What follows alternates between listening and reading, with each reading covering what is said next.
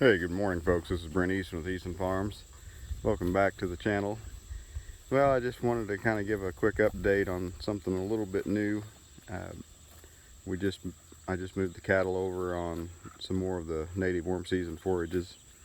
There's 100 acres here in this field, and I have split off about 3 or 4 acres for them today, and maybe tomorrow. We'll see how they get along. But I mowed a 18-foot swath around it for the fence line, and the 18 foot's a little excessive, but they pick up the hay anyway, so it doesn't go to waste. And a lot of this is pretty brushy and needs to be clipped anyway, so we're doing fine with that. And the 18-foot mower is what I've got over here, so it's fine. I had to get up on the mule in order to be able to see everybody. The grass is so tall. The big blue stem's 7 to 8 feet tall in here. Lots of forbs, lots of sunflowers, milkweed, some ironweed, a lot of common ragweed, and then we've got the brushy areas in the draws. The only problem with this part of the farm is we need some ponds over here really bad. There is no water over here when it's dry. There's some ditches here that hold a little bit, enough to use in a rainy season, but otherwise, you know, we're like the 19th of August today, and we've been dry for a while, so there's no usable water over here at all. What I'm doing for water is just letting them run back to the pond that I do have over there on the hill, but it's a bit of a walk, and increasingly so as we get further across here. So anyway, I'm in the process of fixing that situation, trying to build some ponds over here now. But what I've discovered is this side of the farm is fairly rocky. There's big limestone down about 5 or 6 feet, so that pretty much rules out any really deep ponds. I can build some potholes over here just for temporary stock water. They won't be deep enough to use long term, especially in dry weather. So I guess you get enough of them and it'll be all right. But there is a spot over here in a central location that I found, that I laid out one of the bigger ponds, and it seems to be fine. So I'm going to get a big pond in there.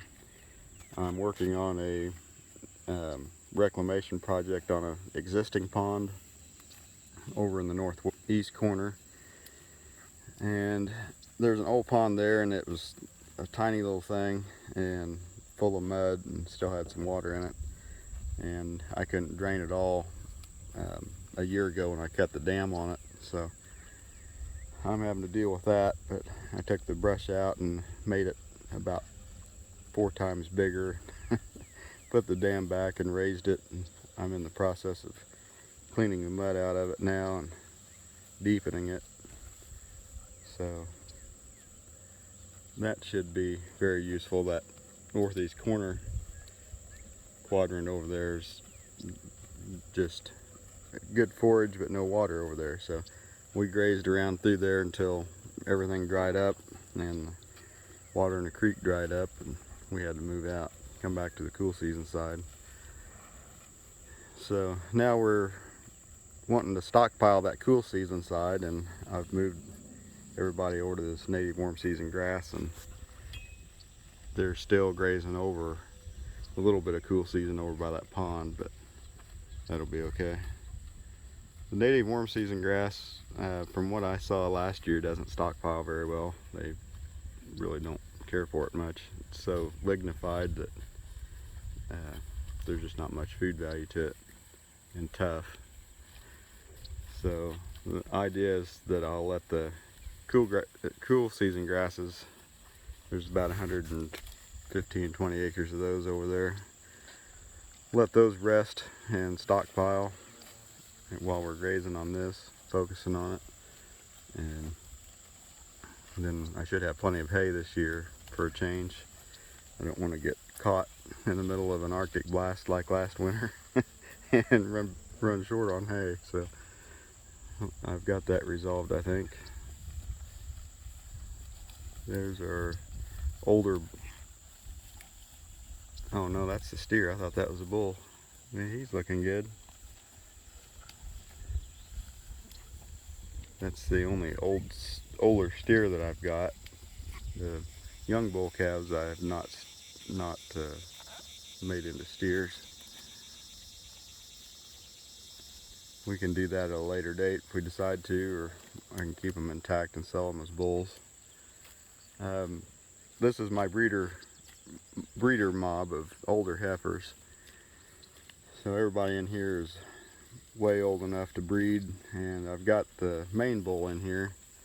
I don't remember his number. His tag number is number 8.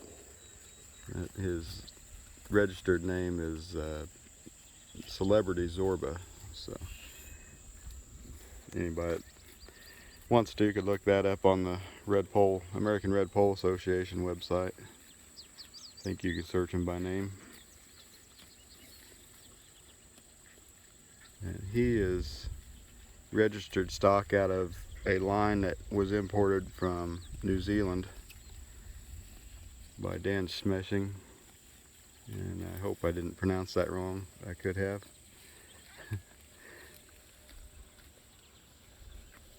I've got quite a few animals with that genetic in them, in their background.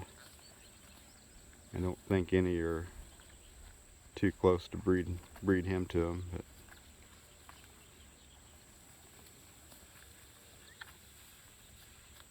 but they're going after the grass. Well, I better get to work on a pond and get out of here. I'm gonna catch everybody in the next video, so I'll bid everybody a good day and hope everybody has a good one. See you later. Bye bye.